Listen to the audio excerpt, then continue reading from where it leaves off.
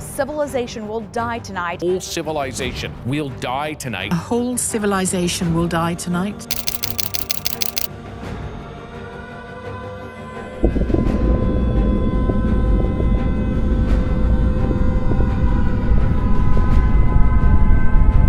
ইরানের সভ্যতাকে ধ্বংসের হুমকির পর নিজ দেশে বেশ চাপের মুখে পড়েছেন মার্কিন প্রেসিডেন্ট ডোনাল্ড ট্রাম্প।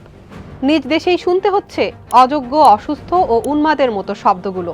বেসামরিক অবকাঠামোয় হামলার হুমকি ও সামাজিক যোগাযোগ মাধ্যমে ট্রাম্পের যাচ্ছেতাই বক্তব্যের কারণে খোদ ওয়াশিংটনেই তাকে সরিয়ে দেওয়ার দাবি জোরালো হচ্ছে। রাজনীতির মাঠ ছাড়িয়ে আলোচনা এখন ঠেকেছে সংবিধানের ধারা উপধারা বিশ্লেষণে। মার্কিন আইন প্রণেতাদের অনেকে এখন দেশটির সংবিধানের 25তম সংশোধনী ব্যবহার করে ট্রাম্পকে সরাতে চাইছেন। কি এই আইন? এটি প্রয়োগ করে কি সত্যি যুক্তরাষ্ট্রের প্রেসিডেন্টকে ক্ষমতাচ্যুত করা সম্ভব? জানবো আজকের স্টার এক্সপ্লেইনসে। মার্কিন সংবিধানের 25তম সংশোধনী 1967 সালে অনুমোদিত হয়।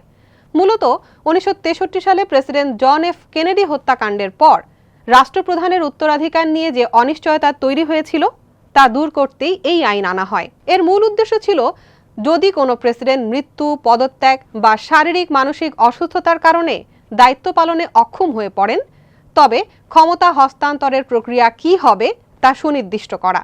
এই সংশোধনীর 4টি ধারা রয়েছে।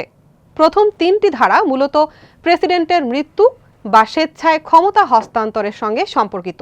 তবে বর্তমান পরিস্থিতিতে আলোচনায় আসছে 4র্থ ধারাটি। 25তম সংশোধনীর 4র্থ ধারা অনুযায়ী যদি প্রেসিডেন্ট নিজে পদত্যাগ করতে রাজি না হন, কিন্তু তিনি দেশ চালানোর জন্য অযোগ্য বা অক্ষম বলে বিবেচিত হন, তবে তাকে সরানো যেতে পারে। তবে এর প্রক্রিয়াটি অত্যন্ত জটিল।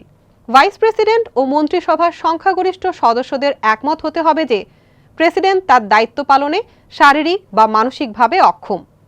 তারা যদি যৌথভাবে কংগ্রেসের কাছে লিখিতভাবে এই ঘোষণা দেন, তবে তাৎক্ষণিকভাবে ভাইস প্রেসিডেন্ট ভারপ্রাপ্ত প্রেসিডেন্ট বা অ্যাক্টিং প্রেসিডেন্ট হিসেবে দায়িত্ব গ্রহণ করবেন। প্রেসিডেন্ট যদি দাবি করেন যে তিনি সুস্থ ও সক্ষম, তবে তিনি ক্ষমতা ফিরে পাওয়ার চেষ্টা করতে পারেন।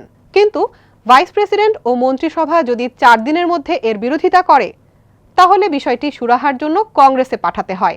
কংগ্রেসের উচ্চকক্ষ ও নিম্নকক্ষ উভয় স্থানেই 2/3 সংখ্যাগরিষ্ঠ ভোটে যদি প্রেসিডেন্টের অক্ষমতা প্রমাণিত হয়, তবেই তিনি স্থায়ীভাবে পদ হারাবেন। অনেকেই অভিশংসনকে 25তম সংশোধনীর সঙ্গে মিলিয়ে ফেলেন। দুটির লক্ষ্য এক হলেও প্রক্রিয়া ভিন্ন। অভিশংসন হলো একটি দীর্ঘ আইনি ও রাজনৈতিক প্রক্রিয়া। এটা কংগ্রেসের হাতে থাকে। এখানে প্রেসিডেন্টের বিরুদ্ধে অপরাধ প্রমাণ করতে হয়। এর আগে 2019 সালে হাউস অব রিপ্রেজেন্টেটিভস ট্রাম্পের বিরুদ্ধে 2টি অভিযোগে অভিশংসনের প্রক্রিয়া চালানো হয়েছিল: ক্ষমতার অপব্যবহার ও কংগ্রেসের কাজে বাধা দান। কিন্তু রিপাবলিকান নিয়ন্ত্রিত সিনেটে তিনি অব্যাহতি পান। অন্যদিকে 25তম সংশোধনী কোনো দণ্ড বা শাস্তি নয়, বরং জরুরি পরিস্থিতিতে রাষ্ট্র পরিচালনার নিরবচ্ছিন্নতা রক্ষার একটি উপায়। এখানে কোনো অপরাধের প্রয়োজন নেই। কেবল প্রেসিডেন্ট অক্ষম প্রমাণিত হলেই তাকে সরানো যায়।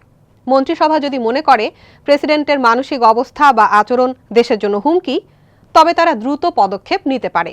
প্রশ্ন আসছে, ট্রাম্পের ক্ষেত্রে এটি প্রয়োগ করা কতটা কঠিন? বিশেষজ্ঞদের মতে 25তম সংশোধনী প্রয়োগ করা প্রায় অসম্ভব কাজ।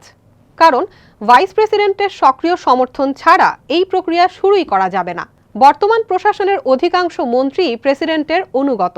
তারা নিজেদের নেতার বিরুদ্ধে এমন বিদ্রোহে অংশ নেবেন কিনা তা বড় প্রশ্ন। তাছাড়া ডোনাল্ড ট্রাম্প শারীরিক বা মানসিকভাবে অসুস্থ, চিকিৎসকরা এমন কোনো সিদ্ধান্ত জানাননি।